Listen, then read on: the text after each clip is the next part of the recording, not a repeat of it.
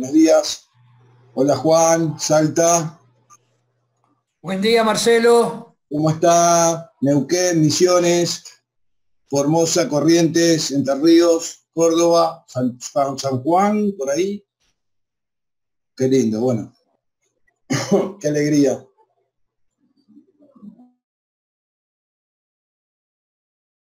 Buenos Aires, zona sur al menos, está encapotado.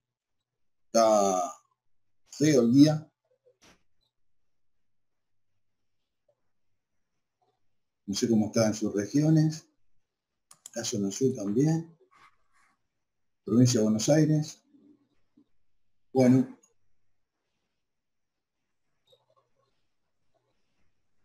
Bueno, ahí entró Tomás. Buenos días, buenos días. Buenas tardes desde Quilmes. Domina, bueno, desde Quilmes. Buenísimo.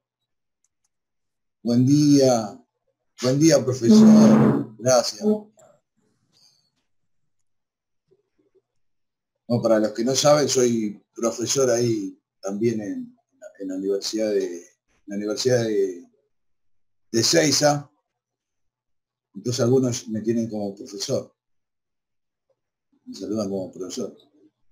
Y en la Universidad de Kennedy. Qué lindo los alumnos estén. Ahí levantó una mano. Gabri, levantó una mano. ¿Qué pasó? O se le colgó la mano ahí arriba. Gabri. Bueno, hoy vamos a tratar ¿ya estamos todos que somos? Dijo Buenos uno. días. Buenos días.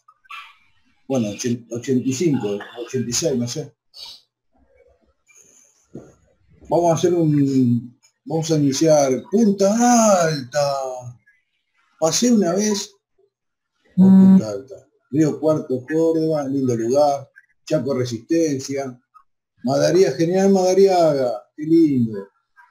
San Luis Capital, grande Jorge. San Luis Capital, lindo. Bien. Punta Alta, ahí está la base naval Puerto Belgrano, ¿no? Claro, sí señor. Sí señor. Qué Año lindo. 79 fui a hacer los cursos. Más No del diga, 70% del auditorio no había nacido.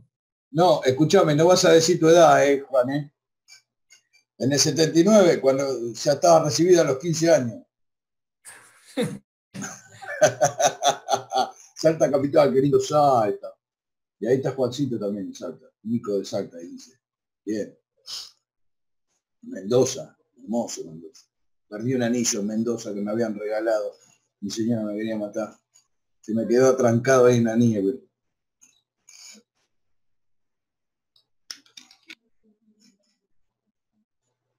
Saavedra, Capital. Bien. Jujuy. Bueno, estamos casi. 90. Bien, la 1 de la tarde, 90, buena performance. ¿Qué dicen ustedes? Buenísimo. Hola Eduardo, estás en el mismo lugar que ayer. Caíste Sí, del costado, en el recién, mismo lugar. ¿qué tal, Marcelo? ¿Cómo andan todos? Recién llego, recién entro, les avisé a mis hijas que me conecten, me conectaron y tuve la posibilidad de entrar, pues si no me quedaba afuera. Qué grande, Eduardo. Es una complicación. La verdad que estamos muy contentos, Y lo hacemos con mucho esfuerzo. Sí, yo también. Sí. Sabemos que también ustedes le ponen garra a esto, un momento difícil para todos y sabemos que esta es una oportunidad al menos para estar juntos y conocernos y tener conocimiento sobre otras temáticas que generalmente uno necesita tener información y no le da bolilla durante el año con toda la vorágine. Y ¿Sabe qué bueno, pasa? ¿Sabe qué pasa? Que las experiencias que vivimos todos son distintas y nos sirven a los que no las tuvimos. Entonces, nosotros que ya tenemos algunos años en esto, podemos guiar un poquito, aconsejar a los que recién empiezan, ¿no? sí señor, es así, Eduardo. Está muy bueno eso. Hay que consolidar la unión y la solidaridad, hacer un equipo muy grande de todos los profesionales a nivel nacional, que es lo que pretendemos, ¿no? Que todos intervengan, que nos demos una mano. y que nos fortalezcamos en la unión y en la solidaridad, que es la única forma que nos va a sacar adelante. Y yo creo que esto de la cuarentena y la pandemia también nos hizo reflexionar sobre estas cuestiones, ¿no? A los que ya tenemos años y a los que recién empiezan, de una u otra manera, nos consolida y nos fortalece. Ahí está conectando el audio, muy bien. Ahí tenemos ventilador. ¿Dónde está? Que hace 12 grados. Bueno. ¿Ya estamos? A ver. 96. Ya son y 6. ¿Le damos salida? ¿Estamos bien? Dale, cualquier cosa, si queda lugar y alguno se acopla, que se acople. Bueno, sí, porque tenemos 96, así que hay 4 o 5 lugarcitos. Bueno, ahí hoy vamos a dar un seminario que tiene que ver con el desarrollo sustentable sin atajo. Le pusimos, ¿por qué? Bueno, le pusimos sin atajo porque hoy vamos a escuchar hoy voy a empezar yo con algo que generalmente no le damos mucha bolilla en las obras, que tiene que ver con todo RCD, todo lo que es residuo de construcción y de demolición, ¿sí? Después va a seguir Lucas Herrero, ingeniero, y el ingeniero Pablo Rodríguez en todo lo que es fitosanitario y una ley de envase, ¿sí? Todo lo que es la ley de envase, que es una ley nueva, en el descarte de los envases de todo lo que es los agroquímicos, que bueno, él estuvo ahí participando de la ley, y está muy bueno que sepamos, es una actividad distinta a todo lo que tiene que ver con el medio ambiente, algo que son temáticas muy poco frecuentes, con las que hoy vamos a tratar. Como siempre, los que conocen la metodología que nosotros utilizamos por medio de la Zoom, pueden ir haciendo preguntas por el chat, las vamos a ir contestando en el mientras tanto podamos, y luego, al final, tenemos una apertura de ida y vuelta para las consultas, ¿sí? Igual el material se lo vamos a estar mandando. Ustedes bien saben que la certificación nuestra está avalada primero por APICEMA, que tiene un aval del Ministerio de Trabajo, y por otro lado por universidades e institutos que también nos acompañan, así que eso refuerza la certificación, y bueno, sí, ahí está, se está grabando, nos dicen. Vamos a ver si puedo compartir la pantalla, porque siempre con esto tengo algún problemita. Vamos a compartir. Bien, esto es.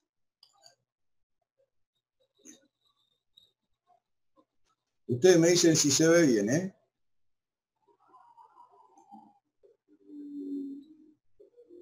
Vamos a comenzar. Se ve perfecto, Marcelo. ¿Se ve bien ahí? Espectacular. Bien, gracias, Eduardo. Bueno, buenísimo. Miren que no puedo leer el chat, ¿eh? Bueno, vamos a entrar en las buenas prácticas ambientales para obra en construcción. Este manual que ustedes ven, ¿sí? Nació por una necesidad de toda esta problemática de los residuos de construcción y de demolición. Bueno, la experiencia nos hizo ver que faltaba mucha gestión en este sentido de residuos, y se empezó a trabajar por allá por el 2010-2011, si mal no recuerdo, 2010-2011, ¿sí? Y bueno, se elaboró desde la Fundación WOCRA este manual, y se hizo, y fue reconocido por la OPDS en ese entonces, ¿sí? Bueno, y ahí empezaron a surgir un montón de proyectos importantes, y dentro de este manual, que ahí abajo está, por supuesto, la página donde lo pueden bajar en PDF, y está dentro de la página de la OIT, ¿sí? Este manual y otros los tomó la OIT y los facilita como referencia. Así que eso es un orgullo, ¿sí? Considerando que participamos del armado de un equipo importante de profesionales. Y hoy vamos a conocer lo que son los RCD, algunos desafíos estratégicos y lo que es la línea de formación y capacitación y proyectos. Bien, eso es el entorno donde vivimos, lo que están viendo, ¿sí? Esa presión que le hacemos todos los días a nuestro entorno, a nuestro ambiente, está descrita justamente en esta imagen, ¿sí? Donde la industria, el día a día de la sociedad, el consumo, el despilfarro descontrolado que día a día nosotros tenemos. Por supuesto que estamos en un momento donde el ambiente empezó a respirar, considerando que el impacto ambiental tiene su fuente puntualmente, más allá que el clima lo va moldando, pero el impacto lo hace en su gran porcentaje el hombre, ¿sí? Antropogénico, que se llama. La palabra antropogénico es el impacto que el desarrollo humano hace sobre el ambiente. Por supuesto que esto es muy entendible y fácil de interpretar cuando nosotros tenemos conocimientos de formación y competencias, somos lectores de estas temáticas, pero los que no tienen la posibilidad de entender, es muy difícil hacer comprender cómo el trabajo puede impactar en el ambiente, ¿no? Yo estoy trabajando y no me fijo si tiré la bolsita o si este residuo quedó en la tierra. Bueno, es un trabajo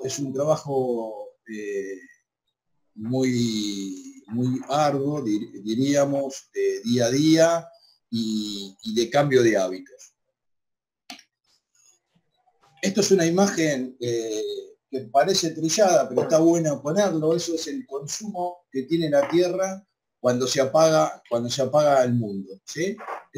Todo eso clarito que ustedes ven, es la cantidad de energía que consumen los diferentes países del mundo, ¿sí? Fíjense en Estados Unidos, Argentina, el sur de África, que es el más desarrollado, las costas de Australia, lo que es Europa, ¿sí?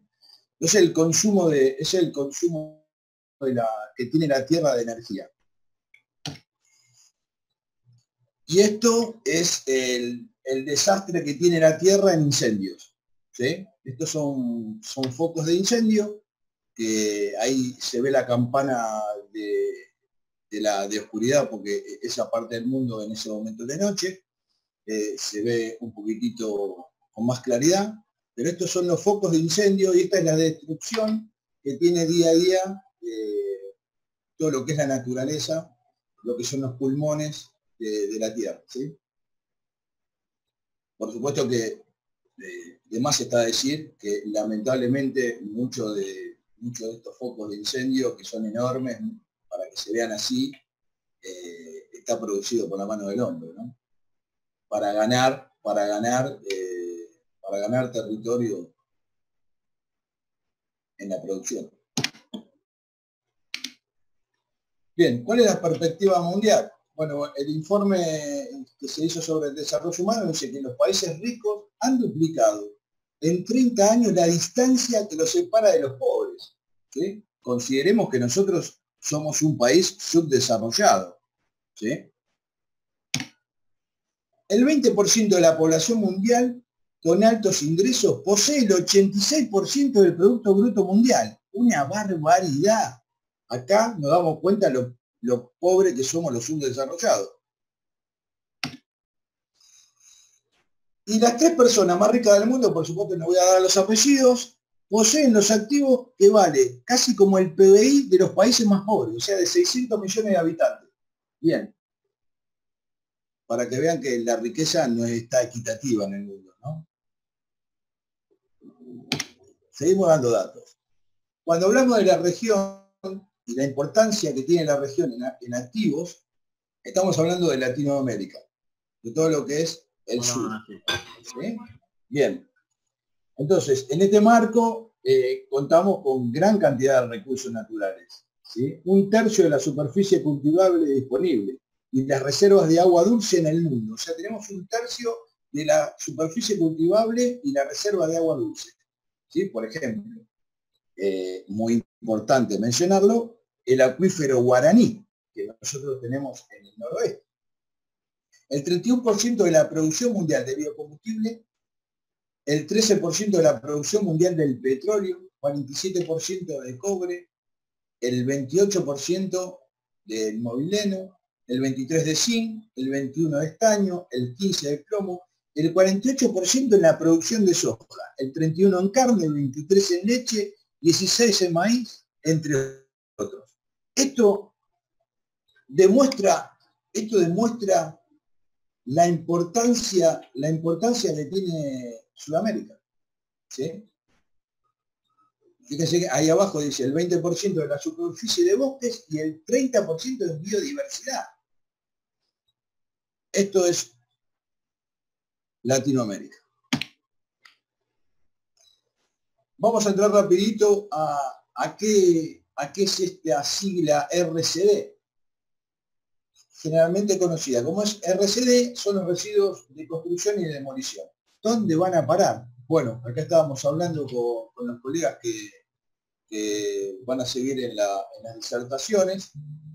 Acá en Cava hay una planta de transferencia donde van todos estos residuos, ¿sí?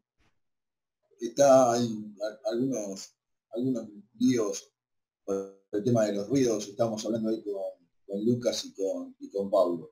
Bueno, los RCD son justamente los residuos generados en estos procesos, en la excavación, en la demolición y en la propia construcción. Está constituido por materiales pétreos. Bueno, los materiales pétreos son los que intervienen en el proceso de armado del cemento, que ahora lo vamos a ver. Por la tierra, por los escombros, los residuos inertes, justamente de la construcción y la demolición. ¿Cómo se generan estos residuos? Bueno, en la excavación el alto volumen de tierra producido, que todos lo sabemos, muchas veces no está programado ese alto volumen y tampoco está controlado. Y acá hay un problema, porque al no tenerlo programado y al no tenerlo controlado, ¿cuántas veces nos pasa que tenemos un montón de sobrante de tierra? Y no sabemos dónde va. Y tampoco sabemos qué clase de tierra es, porque no la mandamos a examinar.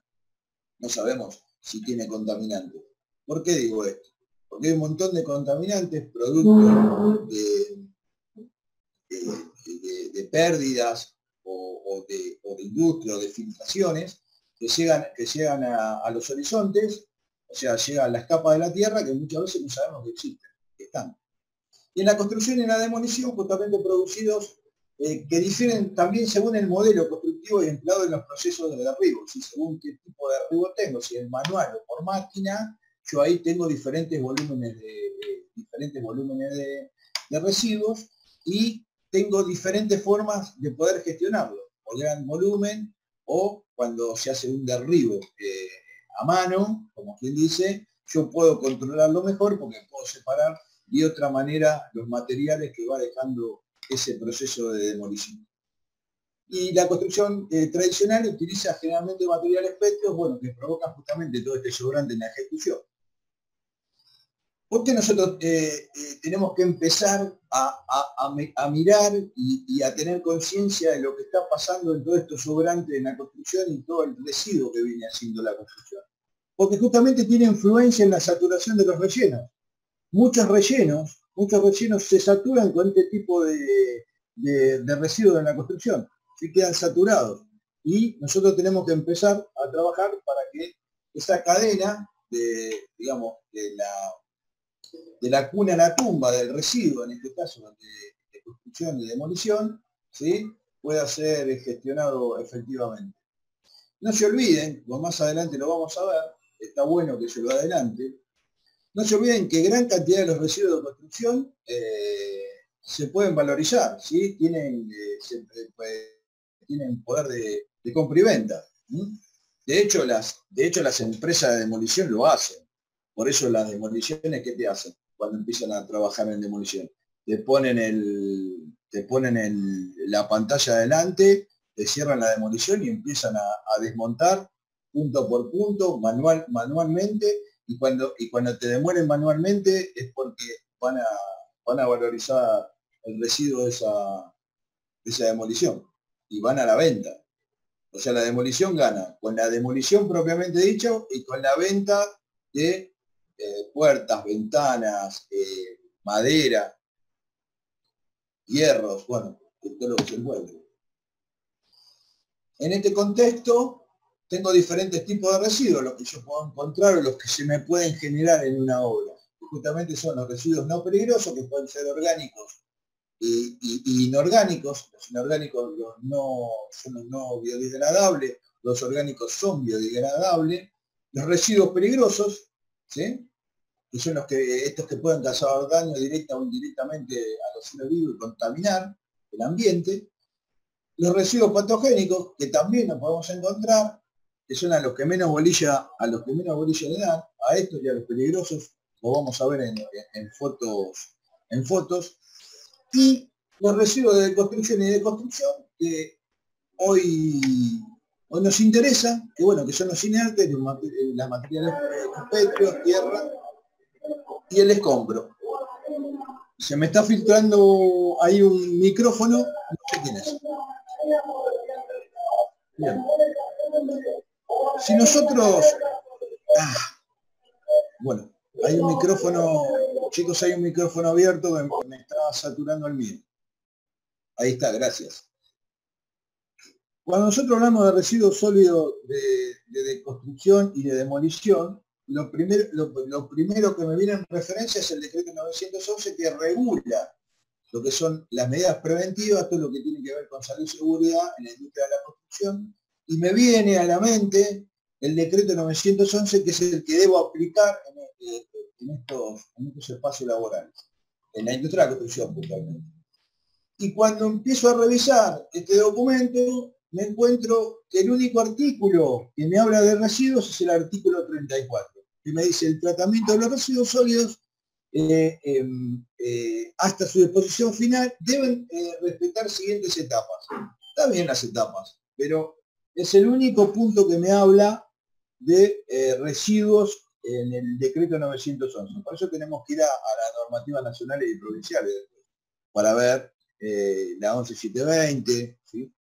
723, no me acuerdo, pero bueno, y me dice las 3 etapas: bueno, almacenamiento en el lugar donde se produjo el residuo, para no trasladarlo, la recolección y el transporte, y la eliminación y la disposición final. Muy abierto, muy amplio. Por supuesto que a esto yo tengo que ir a aplicar todo lo que es la gestión. ¿Qué residuos me encuentro en una obra en la construcción? Bueno, materiales pétreos, ¿sí? Cerámicos, maderas, vidrios, plásticos, metales. Bien, ¿cómo gestiono yo este tipo de residuos? Bueno, puedo poner capacho, decir, bueno, que acaban los fierros, que acaban los no ferrosos, que acaban los que se pueden reutilizar, acá los que no. Muy pocas veces lo vi. Alguna que otra gran obra en el país lo tiene representado de esta manera. Alguna que otra gran obra o una pyme bastante sólida puede tener este tipo de gestión de los residuos. He encontrado una pyme, digamos, grande, una pyme de las grandes que gestiona los residuos. El problema de esa gestión de los residuos dentro de la obra es, ¿me respeta la trazabilidad del residuo? O sea, ¿me da manifiesto sobre los peligrosos? ¿Me hace de la cuna a la tumba? Mire, cuando hablo de residuos y me entro en la parte de materiales pétreos, no puedo dejar de mostrar lo que es la producción del cemento. Y acá tengo los últimos datos del periodo de marzo del 2020. Entonces me hace una comparativa entre el mes, o sea, marzo 2019, marzo 2020. Acá demuestra tangiblemente la baja producción de lo que es la construcción, ¿sí? Que es lo que nos está pasando. Fíjense, 972.000 a 518.000, con una baja entre el 20 y el 19 del 46%. En el acumulativo, en el anual, tengo una baja del 28%. Estos son datos suministrados justamente por la Asociación Argentina de Hormigón Elaborado, que ahí, si ustedes entran en la página, van a poder ver las estadísticas de producción. Eso nos demuestra cómo está avanzando, cómo se queda o cómo se atrasa todo lo que son los procesos constructivos. Y entramos en este aspecto de la producción del cemento y también empezamos a observar que desde ese momento de la producción del cemento, que hace después a que nosotros podamos plasmarlo en una obra, nos damos cuenta la gran cantidad de energía que consume la construcción, el desarrollo constructivo, porque yo ahí necesito llevar piedras, un transporte, después hago una trituración de molienda, yo ya ahí en la trituración necesito energía, por supuesto con el transporte también, porque para transportarlo necesito sacar la piedra de la montaña, necesito poner a los vehículos y el transporte, yo ya ahí ya empiezo a consumir energía, la trituración de la molienda, después va la cocción, ahí necesito también energía, y entra el clinker. El clinker es el mezclado de todos los diferentes tipos de piedras, ¿sí? Arcillosos, donde se hace, se hace una composición del cemento en el clinker a una elevada temperatura, con la mezcla de un montón de piedras, y ahí entra el proceso de molienda para llegar al cemento, que también en el proceso de molienda, ya para llegar al cemento, también ahí necesito mucha energía. O sea, ustedes pónganse a pensar que para hacer un edificio, desde que sacamos el material pétreo de la montaña o de las cavas, yo ya empieza ese edificio empieza a consumir energía. Y estos son los diferentes gradientes que tenemos en todo lo que son materiales pétreos, ¿sí? Granulometría, y qué es lo que se va haciendo con diferente granulometría de los materiales, ¿no? Que son necesarios justamente para la producción de la construcción. Voy a ir un poquitito más rápido. Bueno, tenemos desafíos para lograrlo, que es justamente el ahorro, la reutilización, reciclado de los recursos más renovables, la utilización de energías renovables, porque bueno, ¿qué presentamos nosotros? Y tenemos que presentar una alternativa. Tenemos que decir, bueno, si yo no consumo energía en este proceso, bueno, la energía, ¿de dónde la saco?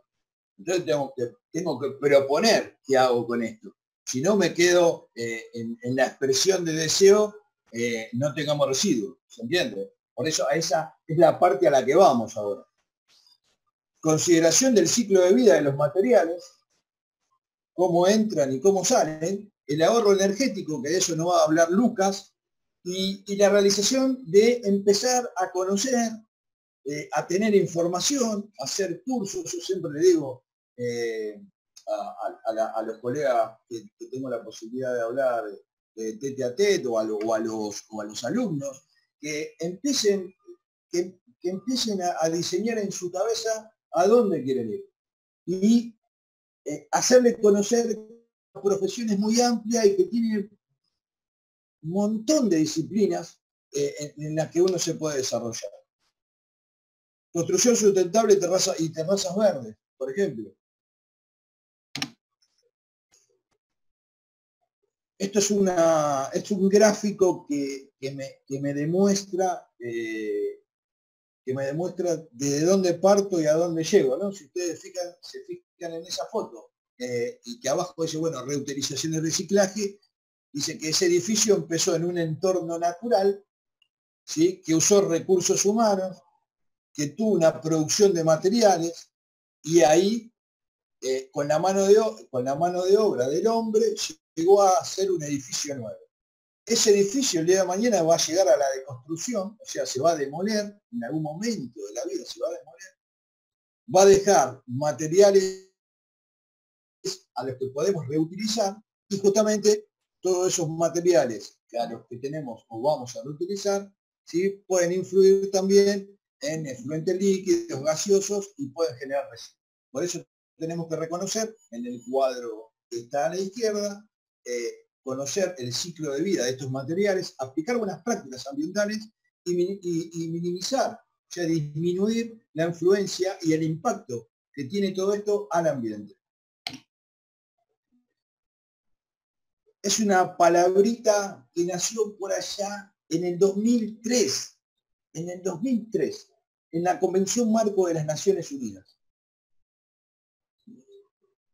No me acuerdo dónde se hizo, qué COP fue, me parece que fue la COP de Nairobi.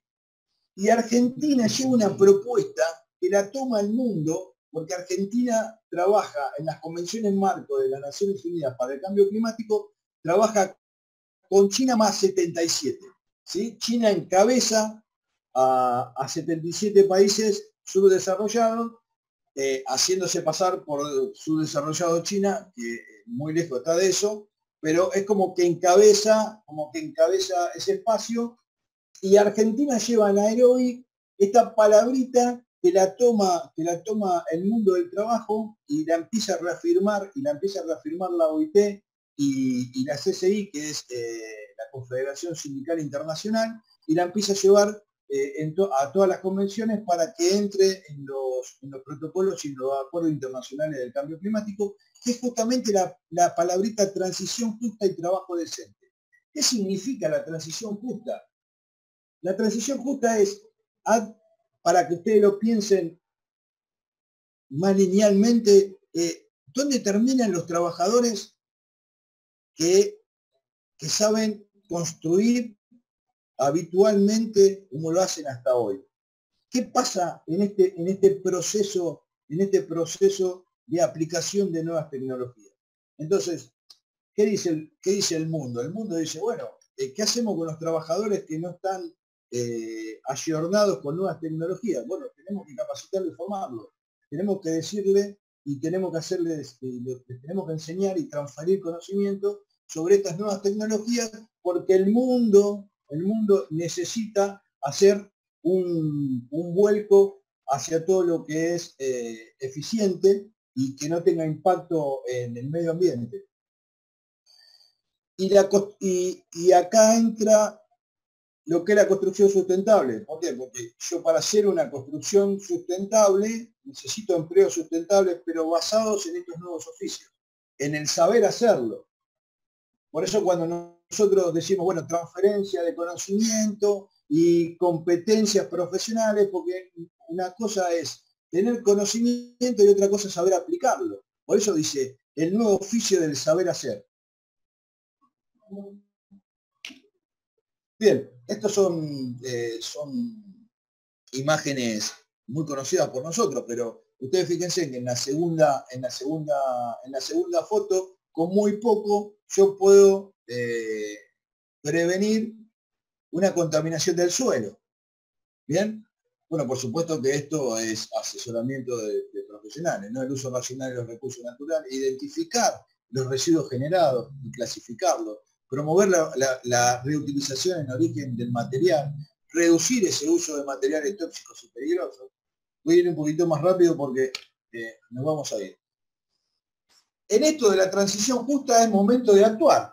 ¿Por qué? Y porque nosotros tenemos este tipo de emprendimientos donde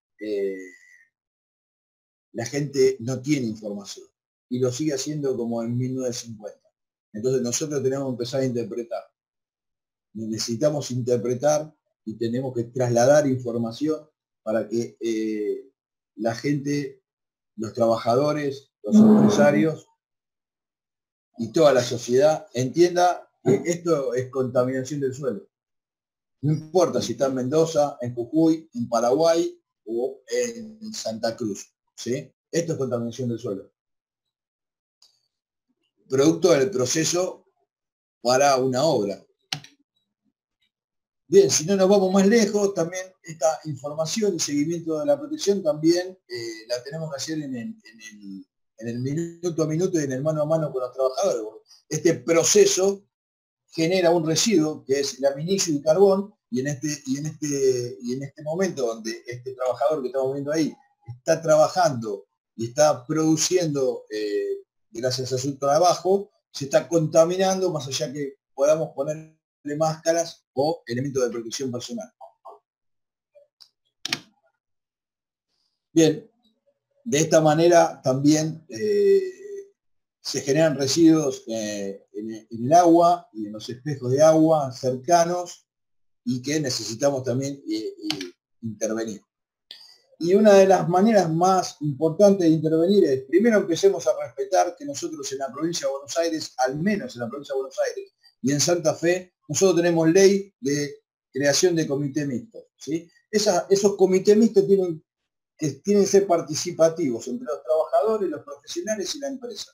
Tenemos que empezar a intervenir. Yo creo que esos comités mixtos se puede empezar a interpretar y a poder empezar a influir en los cambios de procesos. Bueno, eso es un proceso de producción de coque, ¿sí? Donde en la línea de proceso nosotros tenemos un momento donde el azufre se pone intenso. Ahora, si no hay trabajadores ahí, ese azufre queda en la atmósfera. Y si hay viento, ese azufre se traslada con el viento a las cercanías donde hay población viviendo. Esto es lo que nos encontramos todos los días. Si nosotros vamos a una obra y empezamos a poner atención en la cantidad de residuos que se generan, digo, bueno, ¿qué hago? Necesito hacer una gestión de residuos. Necesito hacer una gestión. Fíjense los residuos peligrosos. La tarea que está haciendo en el trompito este muchacho. ¿Qué está haciendo? Está limpiando la batea y está tirando todo el hormigón de la limpieza de la batea al costado de la ruta. Acá generamos un buen ambiente y digo, bueno, voy a usar este contenedor como depósito de residuos. Bien, todo mezclado. Los domiciliarios con los peligrosos. ¿Cuál es un plan? ¿Qué es el plan? Bueno, justamente el plan de formación es realizar jornadas, cursos, talleres, ¿sí? Entender. Y no solamente entender entre nosotros, sino poder nosotros seamos los actores actuantes en todo lo que puede transmitir información a empresas, organismos del sector público, organizaciones y a sindicatos. Esta es una vivienda bioclimática localizada en el Maitén. Uno de los trabajos que tuve la suerte de participar, pero ustedes fíjense en el cambio que hubo entre una vivienda y la otra, aprovechando todo lo que es el confort térmico y colocando la energía renovable. Bien, se hizo producción con el mismo suelo de ladrillos, que se llama ladrillo de suelo y cemento, se usa el suelo local. La implementación de energías renovables en nuevos edificios, son edificios ya existentes, ¿sí? Este edificio, por ejemplo, que está ubicado en Quilmes, se generó una estructura interna para poder conservar la fachada del edificio, que tiene más de 100 años, es un edificio histórico. Se hizo una estructura interna y bueno, y este edificio hoy en día está funcionando con la energía solar térmica y fotovoltaica, ¿sí? Y genera su propia agua. ¿Qué hago con los residuos? Y puedo hacer de todo, pero puedo enseñar a hacer hornitos eficientes, que son quemadores de biomasa. Yo les voy contando que esa pequeña cantidad de ramitas se incendia, prende fuego, y esa pava que está ahí arriba llena de agua, a los 5 minutos levanta 100 grados. ¿Qué puedo hacer con los residuos del PET? Nosotros hicimos un trabajo y recuperamos 800 botellas de PET en las obras de construcción e hicimos calefones con botellas de PET, calefones solares que se llaman. Y recuperamos 800 botellas. ¿Cuántas botellas en los comedores de las obras hay. ¿A dónde van las botellas de plástico? Hola. ¿A dónde van las botellas de plástico? A la basura común. Tal cual, tal cual. Y con volumen. O sea que yo con esa cantidad de botellas puedo hacer calefones. Ese calefón, se le pone una serpentina adentro, ¿sí? Por supuesto que tiene que tener un tanque de reserva, se le pone una serpentina adentro, se lo pone en el sol, entra el agua fría y sale a 80 grados el agua. Esos son hornitos solares donde se puede cocinar con todo lo que es el residuo de madera. También estuvimos trabajando en un proyecto que se llama Carmen Bio, es una casa, un arquitecto una vez me dijo que quería hacer una locura de esta y lo acompañamos con el equipo de ambiente, ¿sí? Para tener una referencia. ¿Bien? La vista frontal, la vista lateral. Y también el último proyecto en el que intervenimos fue en el marco de las viviendas sociales, ¿sí? Hace poco nos pidieron que hagamos un boceto. Bueno, este es el boceto. A lo mejor en algún momento la propuesta tiene su destino. Y como dijo Pablito Freire, un capo, la transformación es solo válida si es hecha por las personas y no para las personas. Voy a dejar de transmitir, me voy a venir con ustedes. No sé qué escribieron en el chat, yo le metí rápido para no ser muy... Estuve bastante bien, 30 minutos. Hasta acá, residuos sólidos de construcción. No sé si alguna pregunta para poder pasar ya con Luquita Herrero.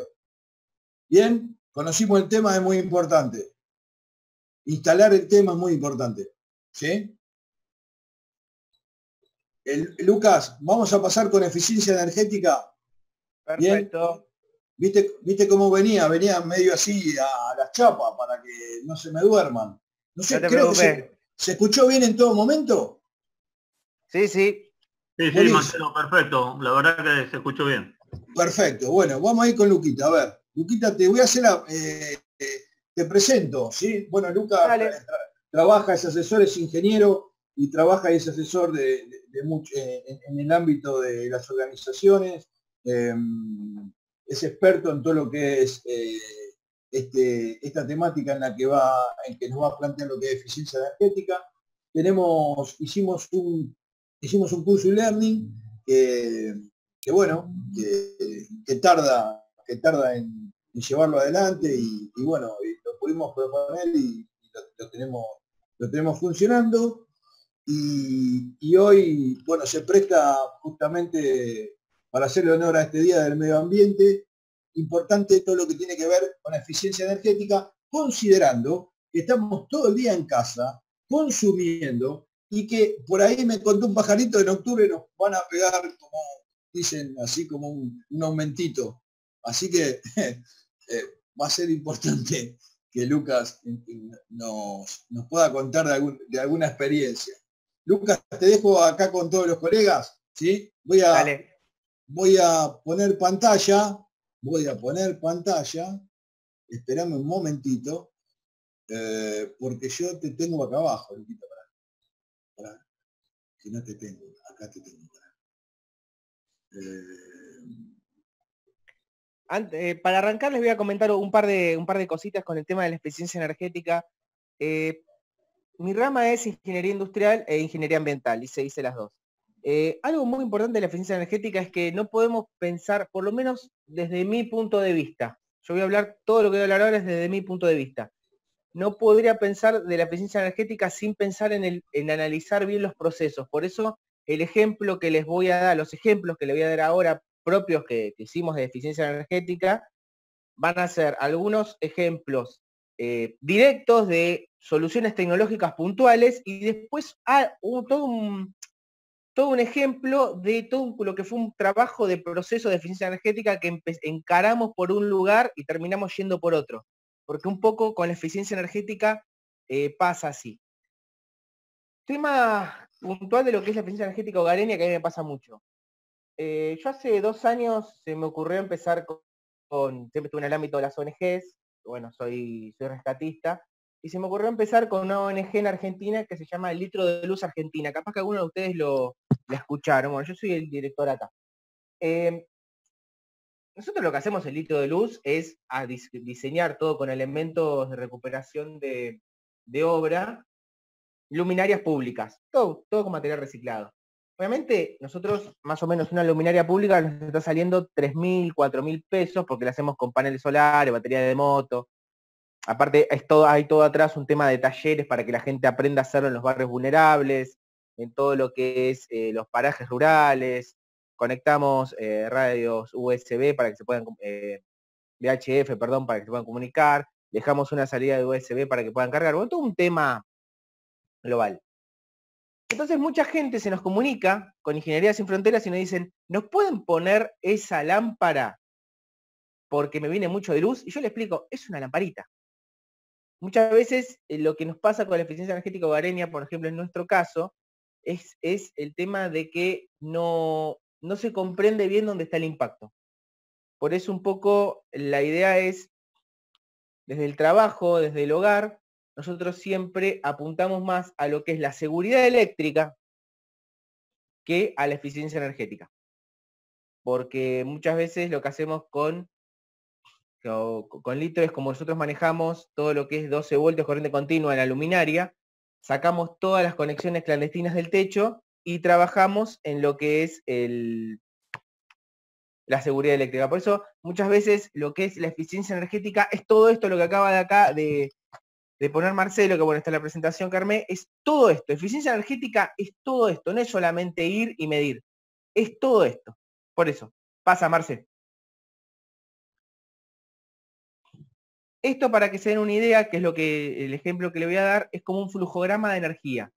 Uno lo que tiene que manejar es dónde está la mayor cantidad de energía, dónde es la mayor cantidad de consumo de energía, para ver dónde se tiene que parar. Pero esto es vital.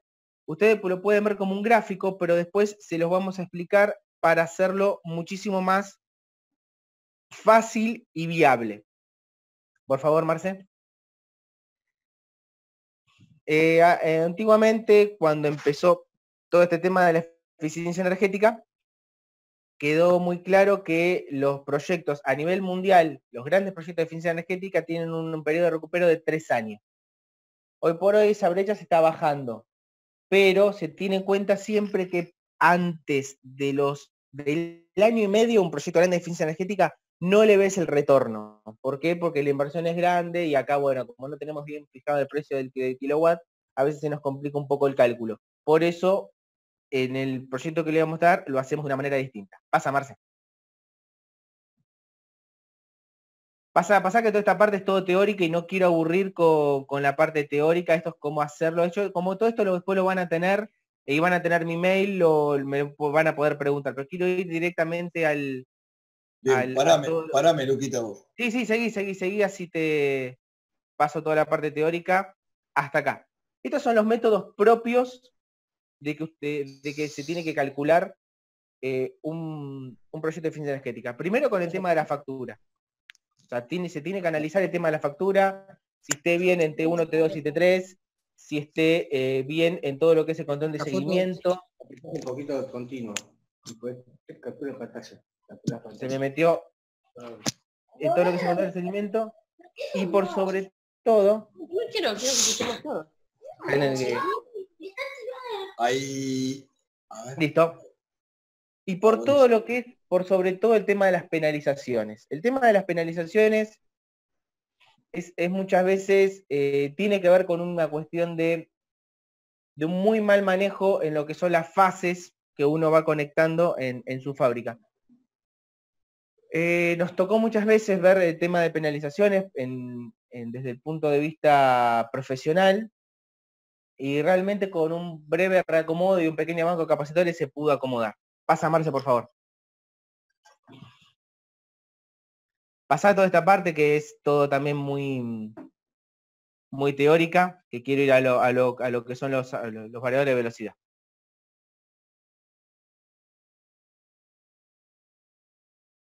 Ahí.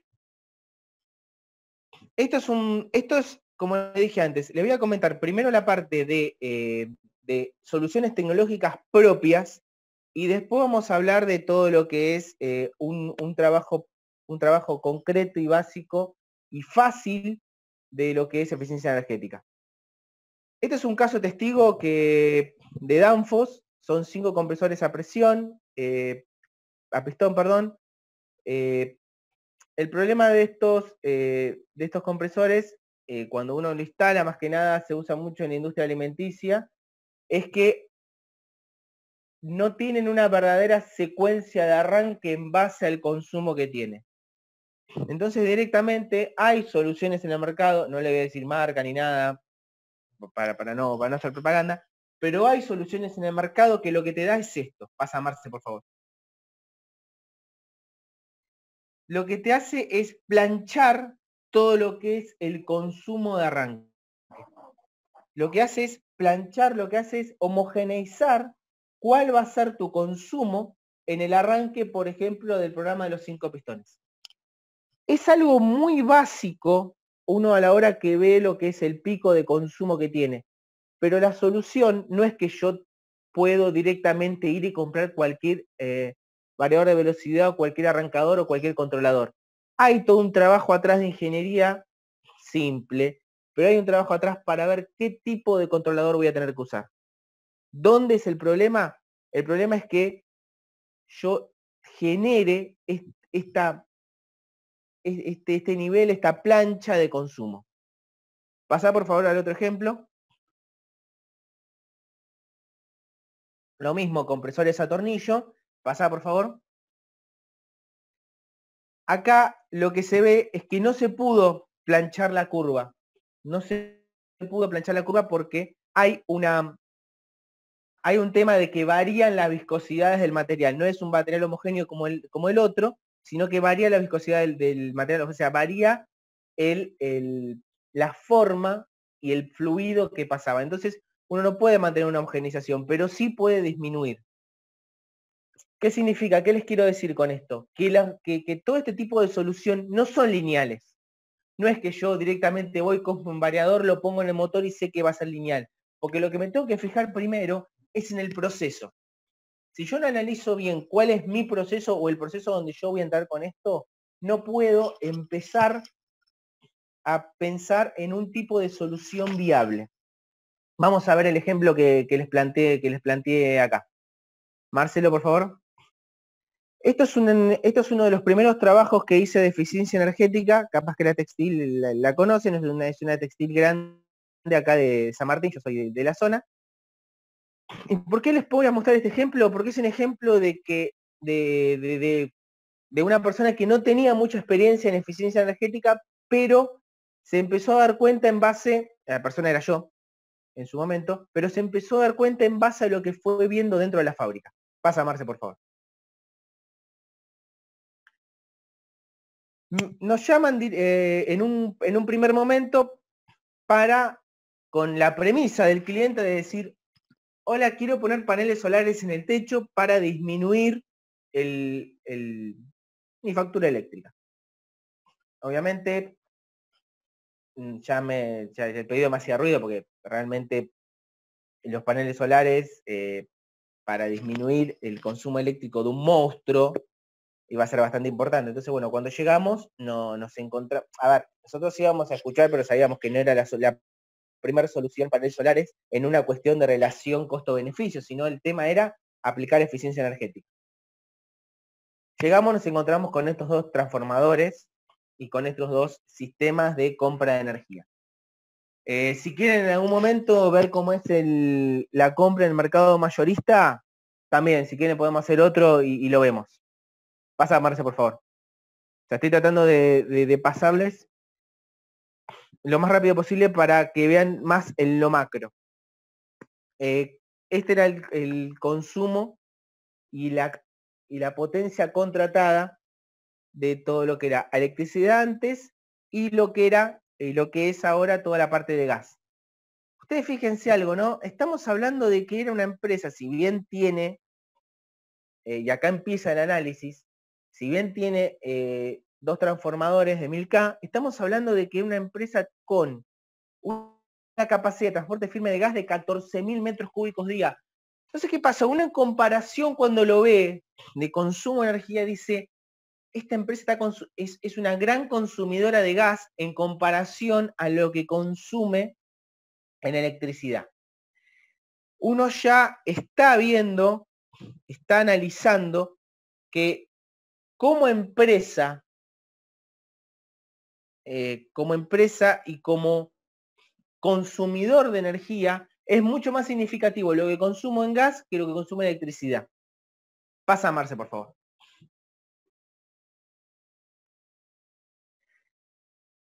Acá tenemos el consumo mensual de gas que tenía.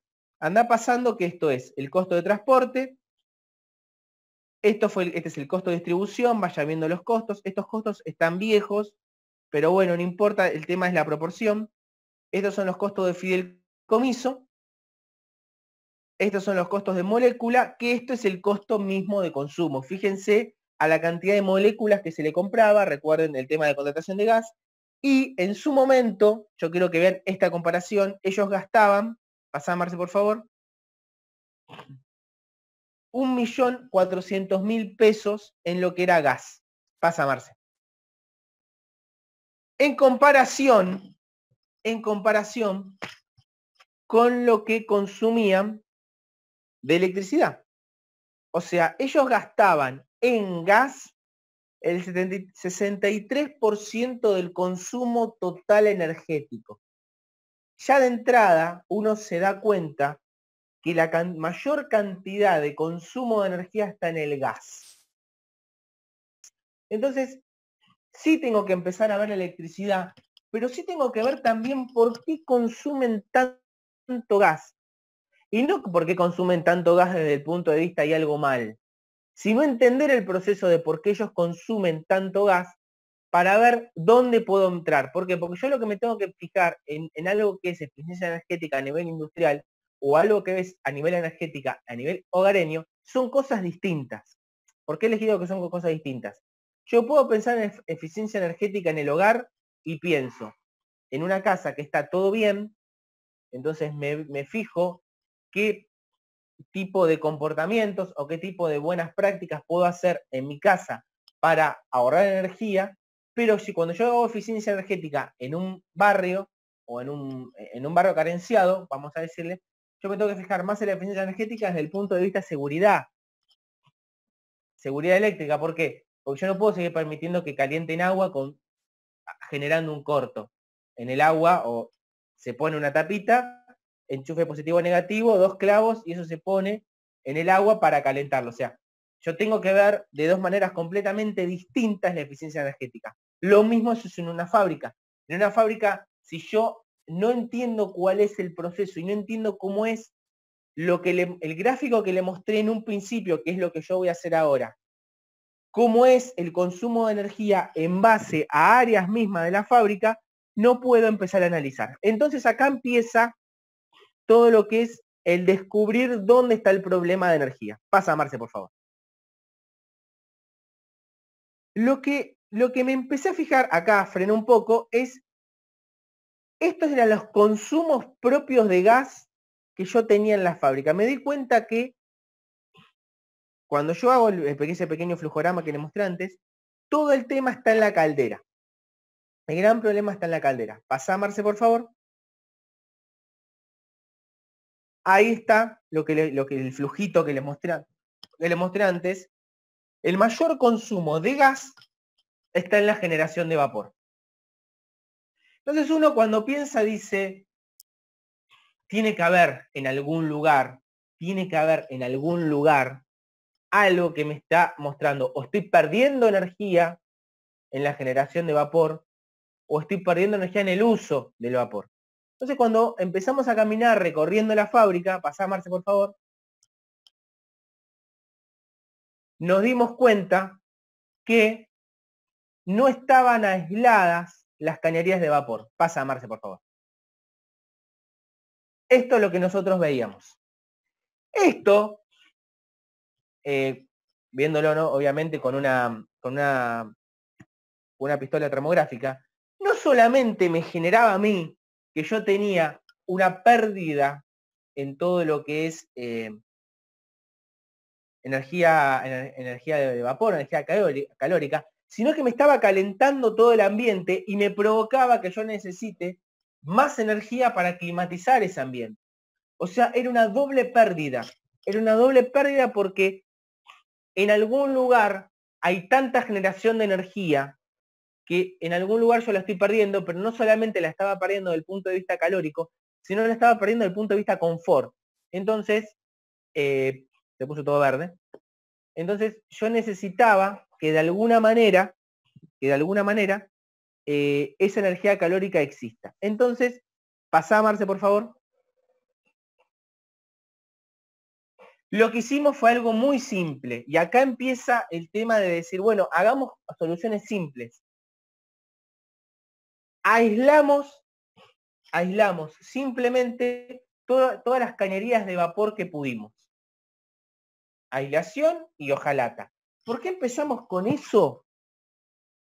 Gráficamente porque nos sentamos con la gente de mantenimiento y le dijimos, ¿qué podemos hacer de manera conjunta para poder aislar esas cañerías? Y ellos le dieron estas soluciones, esa solución la podían ampliar y se hizo. Pasa, Marce, por favor. Esta era la cantidad de cañerías que tuvimos que aislar. O sea, entiendan que les estoy mostrando un proyecto bien simple, pero se dio porque se caminó la planta. Pasa, Marce, por favor. Entonces, ¿qué pasó?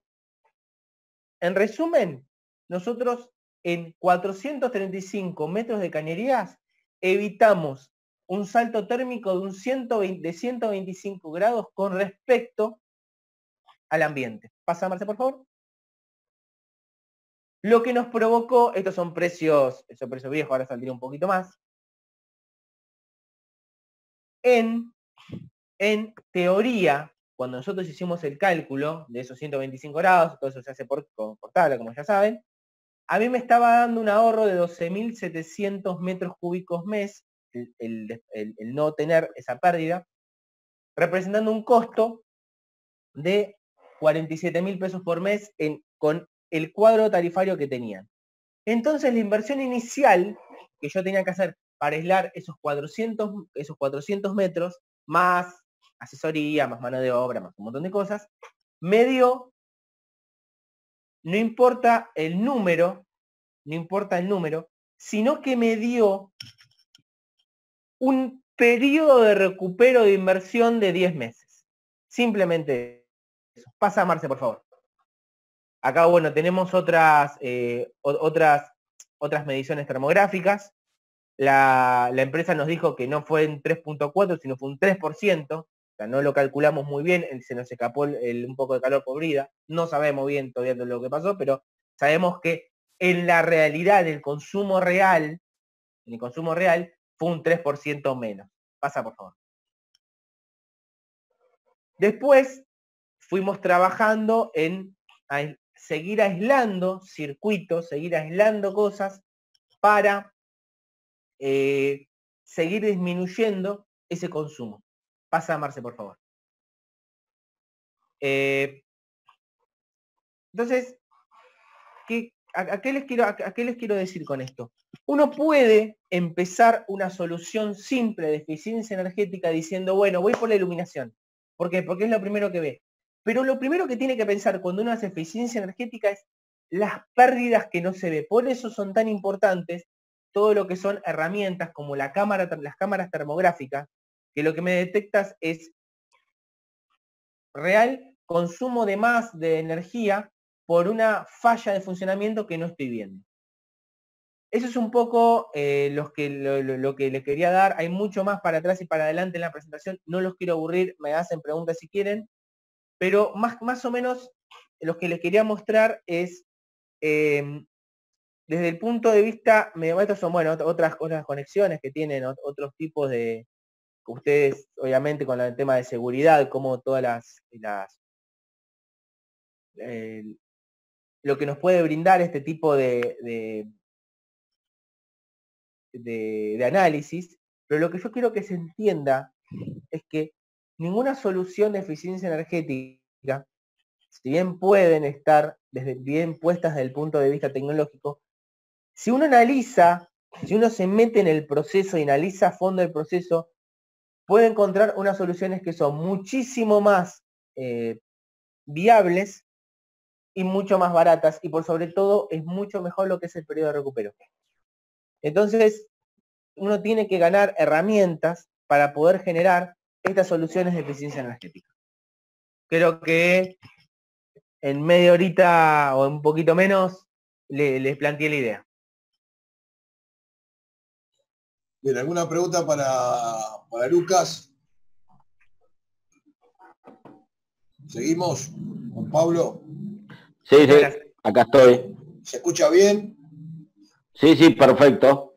Lucas, en el mientras tanto, podés poner en el chat tu correo, tus datos, por si alguno de los colegas en algún momento necesita hacerte alguna pregunta sobre este tema o cualquier otro, ¿sí? Así quedamos ya lo pongo. Quedamos a disposición, porque entiendo que tu exposición fue acotada, como la que hacemos siempre, ¿no? Lo hacemos acotado por una cuestión de tiempo y para ordenarnos en el tiempo, pero está bueno porque es importante tener el mail que conoce el tema. Bueno, Pablo, el ingeniero Pablo Suárez, un amigo de muchos años, compañero de muchas batallas, como quien dijo ahí el Don Quijote, y bueno, y viene a este salón en este momento, en el Día de Ambiente, porque él trabaja de muchos años con estos temas, y bueno, fue uno de los precursores de la ley de envases, que está bueno que también se conozca todo lo que son el residuo de envases, que todos son los agroquímicos. Pablo es ingeniero agrónomo y bueno, es asesor y fue director de muchos órganos institucionales políticos, nacionales y provinciales, y va a ser un pequeño pantallazo de cómo viene ese tema de los residuos. Trata de no extenderte, Pablo, porque te conozco, no vas a poner Firmina, pero te van a tener que pegar una para hablar y 100 para que te calles. Igual yo voy a tratar de moderarte. Te dejo a los más de 100, en realidad 100 colegas que tenemos en la sala, para que puedas explicar un poquitito tu tema. Dale, Pablo. Bueno, muchas gracias al Chelo y a todos los compañeros que están en el evento. Algunos los conozco, a otros no. Antes que nada, como yo ya le dije al Chelo, que el Chelo es bastante humilde. En realidad él fue parte de este proceso de la ley de envases vacíos de productos fitosanitarios, porque cuando él fue director nacional en la Secretaría de Ambiente, en la gestión en el año más o menos 2012, él, bajo su órbita estaba el grupo de trabajo GT4, que era un grupo que había sido creado por un decreto presidencial para que se trabaje en la correcta gestión de los envases vacíos de fitosanitarios. Entonces, cuando en la estructura que yo me sumo a la estructura de Marcelo como asesor, y cuando vemos que está el grupo de trabajo empezamos a analizar cómo se podía ordenar este esquema de gestión. En esos momentos las reuniones estaban orientadas principalmente a sacar una resolución, a sacar un decreto, y cuando vemos todas las limitaciones que se encuentra, que empezaba a chocar el modelo de gestión de envases vacíos fitosanitarios en las leyes, en la Ley Nacional de Residuos Peligrosos 24051 y en las leyes provinciales, chocamos que la generación de los envases, al ser un residuo peligroso, como hoy decía Marcelo, en la gestión de los residuos de la construcción, la gestión de la cuna a la tumba se complicaba mucho porque había que inscribir a todos los productores agropecuarios para la gestión de los envases vacíos, había que inscribir muchísima gente y ese trámite burocrático era prácticamente imposible. Entonces, en ese momento, en general había algunos decretos provinciales, algunas resoluciones provinciales que se basaban en la norma IRAN 12069. La norma IRAN 12069 arranca, habla sobre todo el tema del triple lavado de los envases vacíos de fitosanitarios. Lo que estamos hablando era la norma IRAN 12069 del año 2006, y esa norma IRAN había sido confeccionada principalmente por el sector privado. No había habido mucha participación del sector estatal en ese momento. Esa norma IRAN, en la introducción, ¿qué nos decía? Nos decía que los envases vacíos de fitosanitarios, una vez lavados, dejaban de ser residuos peligrosos, porque su contenido era menor a una milésima de residuos en el envase en virtud de ensayos realizados. Entonces, ¿qué es lo que pasa? Nosotros chocamos contra esa pared con las jurisdicciones provinciales y con el Consejo Federal Fitosanitario, que nos argumentaban eso para que los envases dejen de ser residuos peligrosos. Pero el punto que nosotros nos fijamos es que tenemos que entender que la gran clasificación de residuos que tenemos son residuos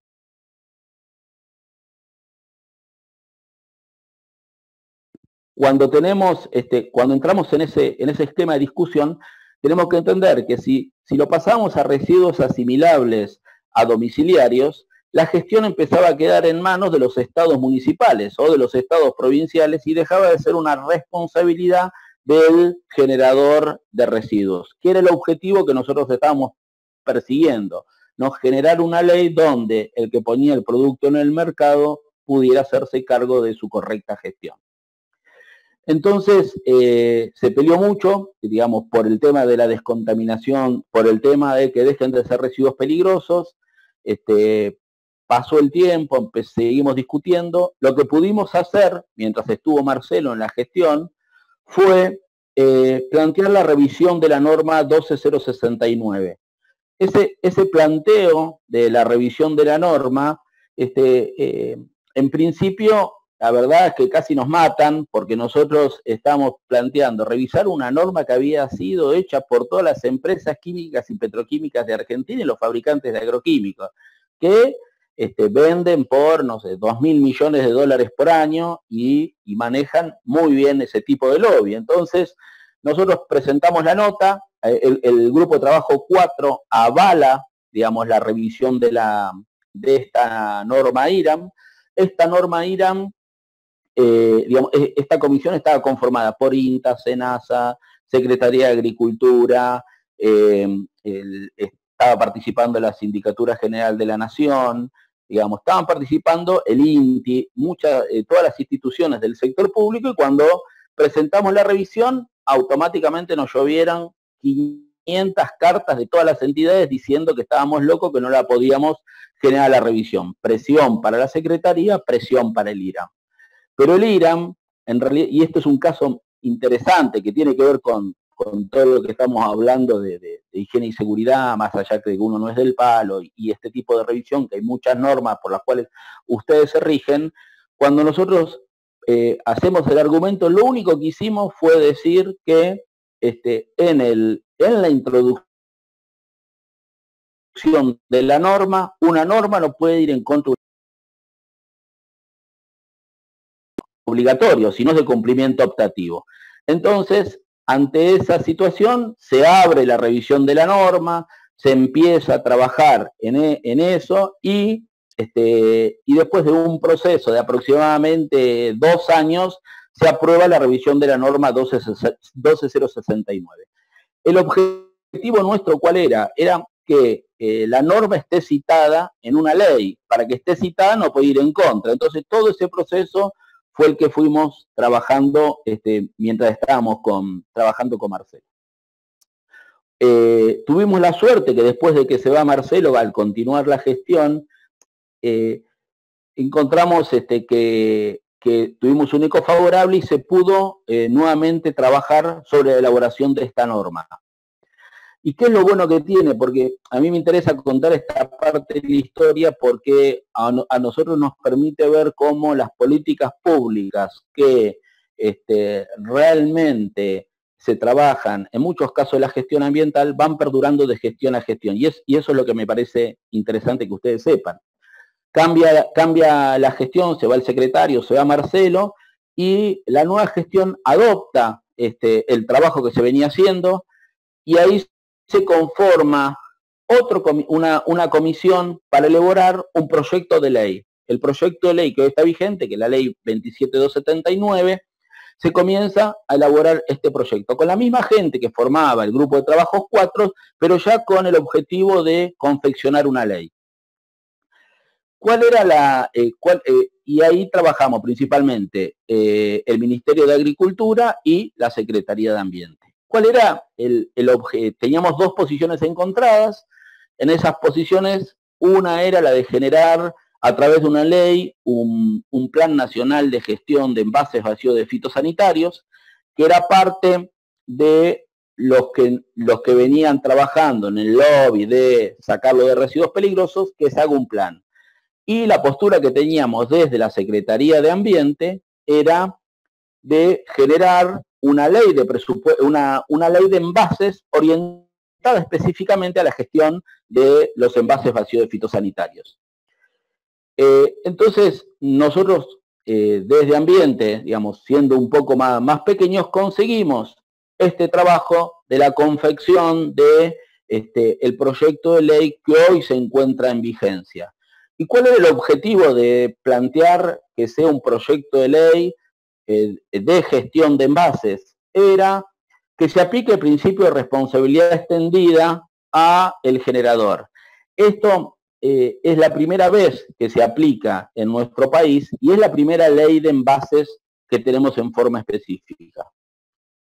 Entonces, ese es parte del trabajo histórico que es muy interesante que ustedes lo conozcan porque no es fácil encontrar una continuidad a través de las gestiones.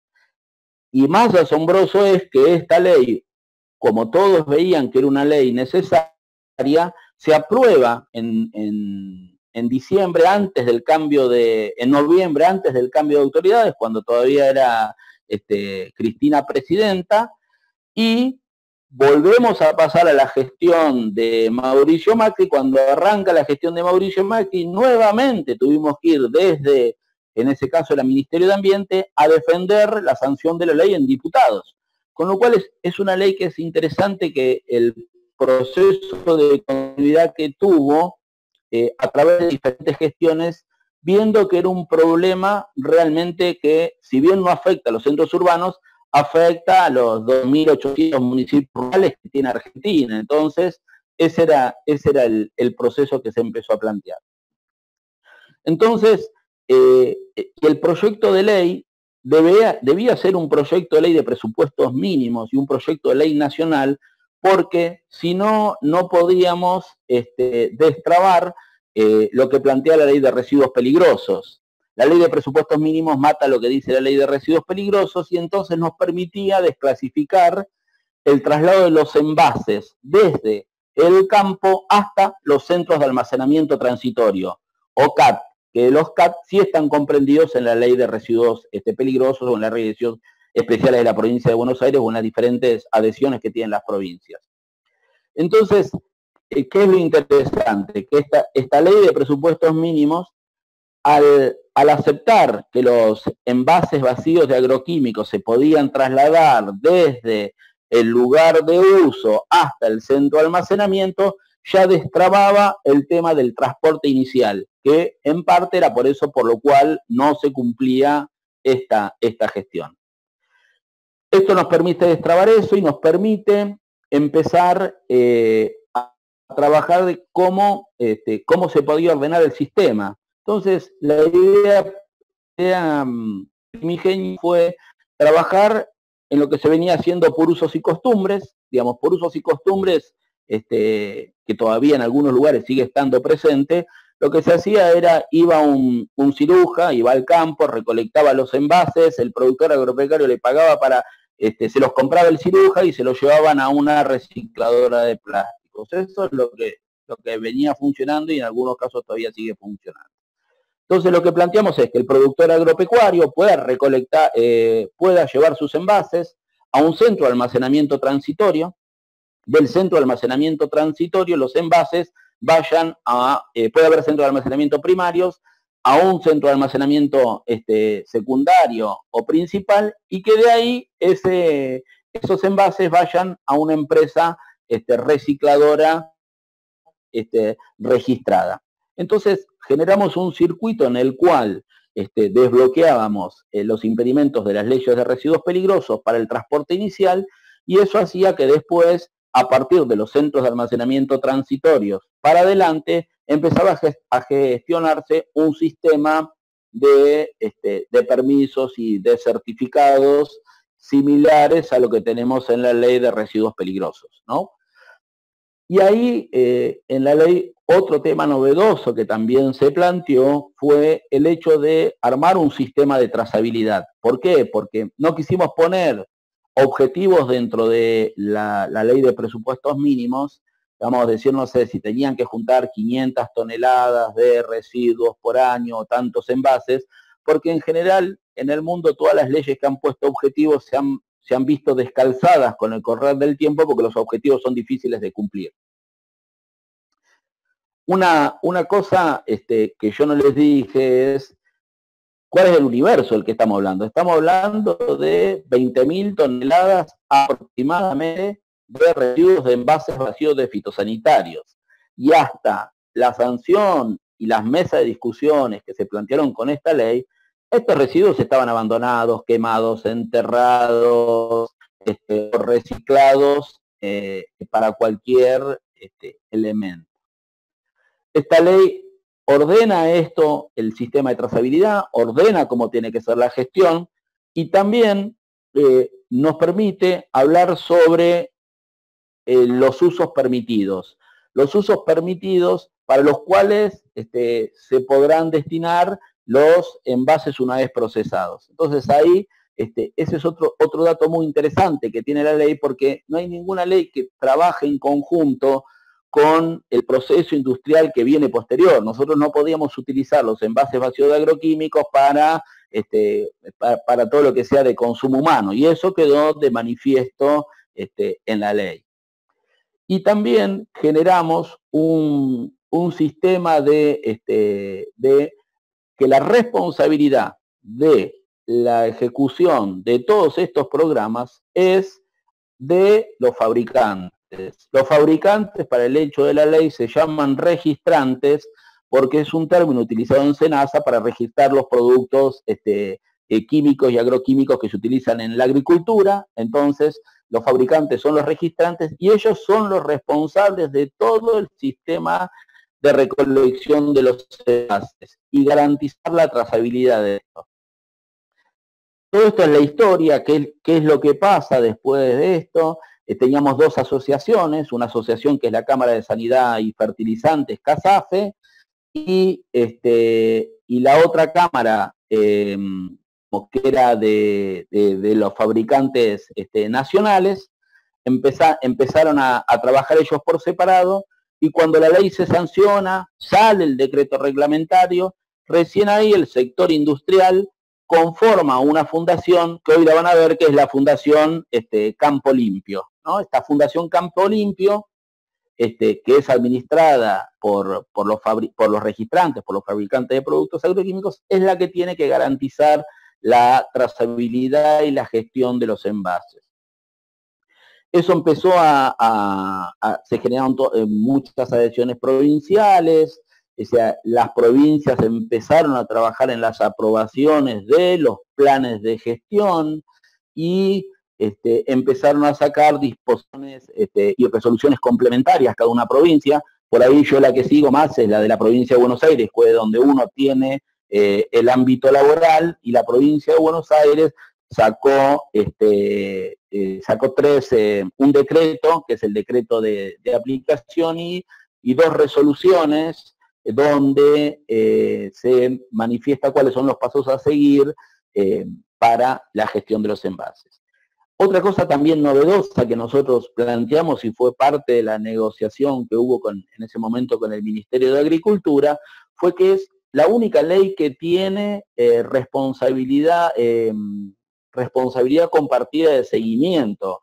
Tiene una parte que lo que es todas las aplicaciones dentro del sector agropecuario y hasta el CAT, las capacitaciones, la difusión, eso lo dejamos en manos del Ministerio de Agricultura, porque tiene aproximadamente las agencias de extensión y las agencias de SENASA, más las estaciones experimentales, tiene más de 500 puntos en el país donde ellos pueden trabajar en cercanía con los productores.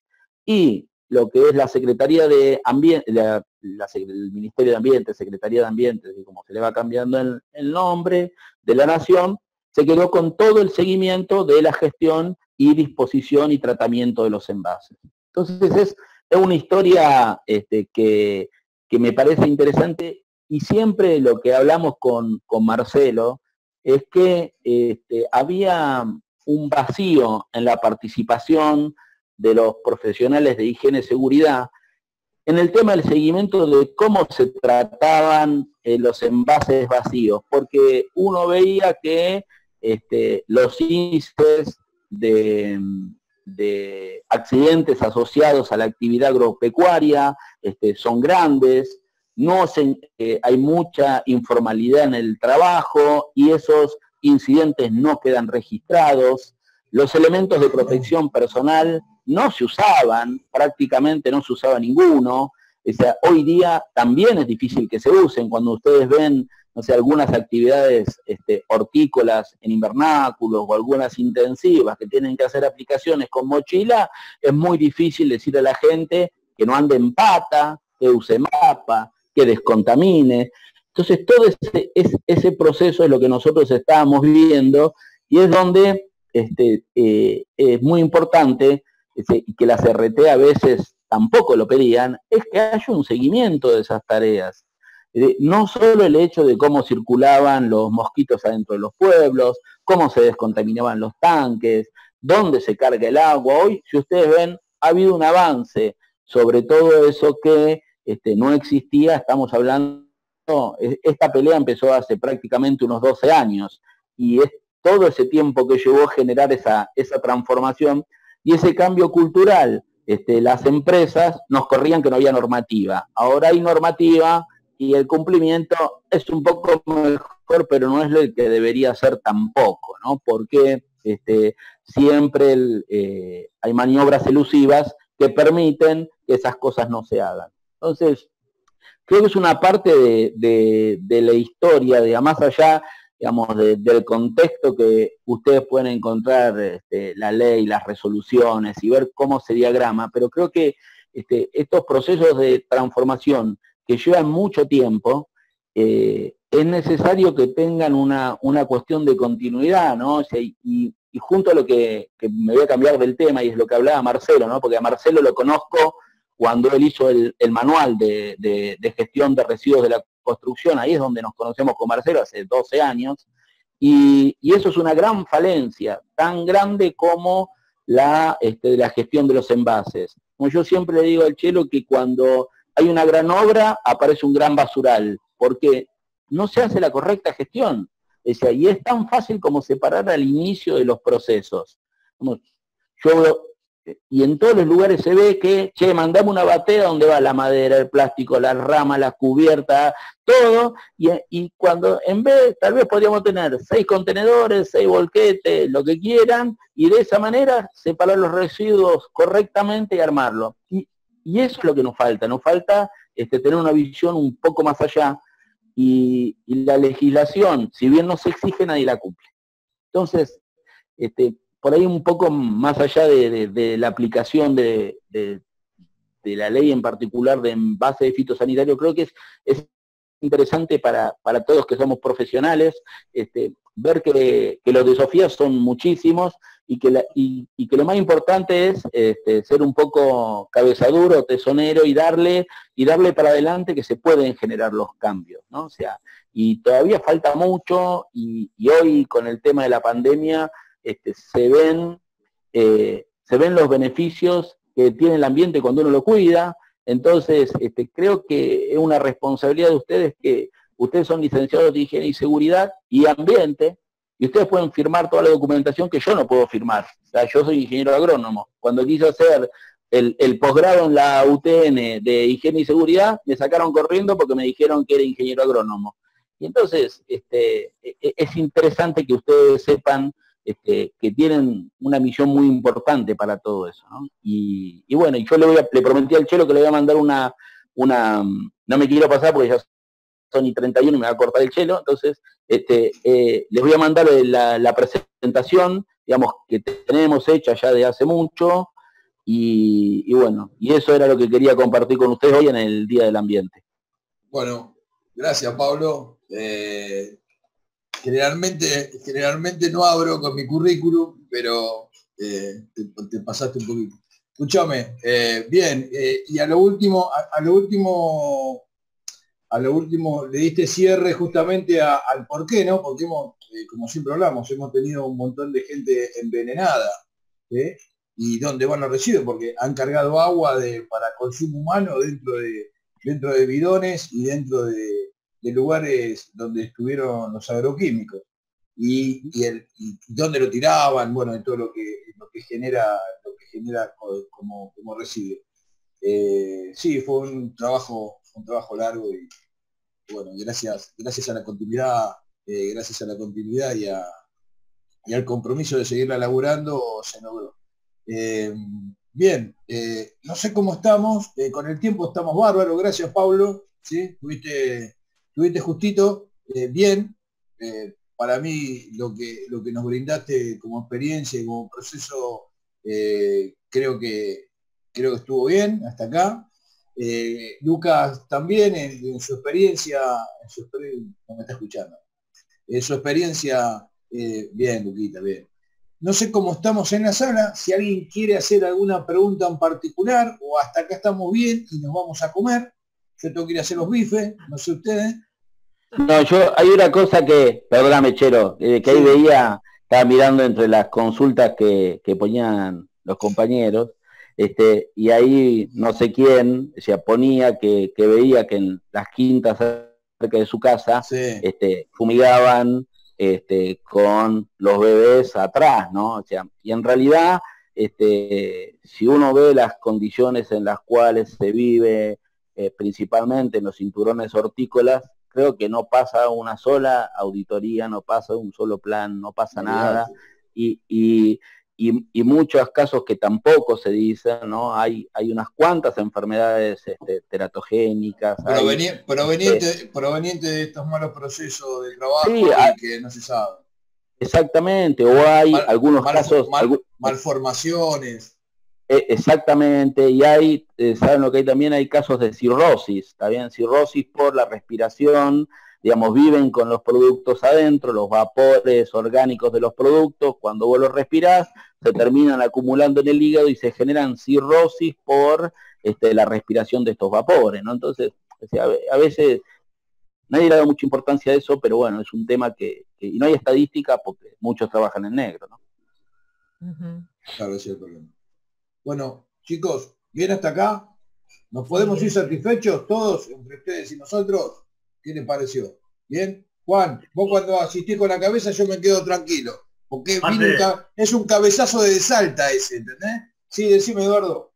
Sí, muy bueno todo, la verdad. Interesante, cosas que no sabía, que no tenía muchas cosas. Data.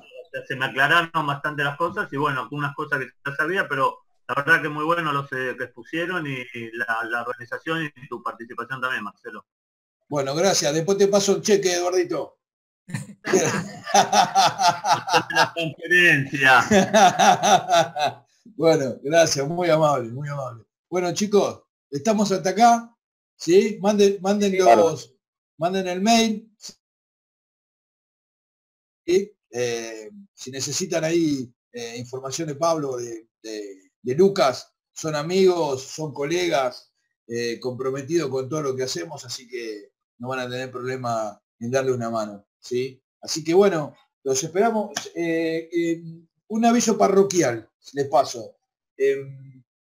Nos tuvimos un problemita con la sala la vez pasada con higiene. Ahí está organizando Maxi Simas, está organizando hacer una charla, digamos, de pivot, porque después la semana que viene tenemos otra. Entonces es muy posible que entre mañana o el lunes se arme con la gente que lamentablemente nos quedó afuera por un conflicto que tuvimos nosotros. Así que les agradecemos, seguimos en contacto. Gracias. Sí, Marcelo. Sí, Juan. En realidad no fue un problema, fue una demanda muy grande de los colegas. Bueno, lo que pasa es que me quiero hacer cargo porque no podemos ampliar la plataforma porque ahí le pedí un poco de Paula, un poco de plata a Paulo ahí y no tenemos que ampliarla y hay que poner plata. Sí, okay. Hay alguien levantó la mano, no sé quién fue. ¿No? Bueno, nos vamos a comer. Gracias Lucas, gracias Pablo, Juan, todos. ¿Sí? Que tengan una linda jornada. Nos vemos. Bueno, hasta luego. Chao, buen fin de semana. Chao, chao. Muchas gracias. Saludos, buen fin de semana.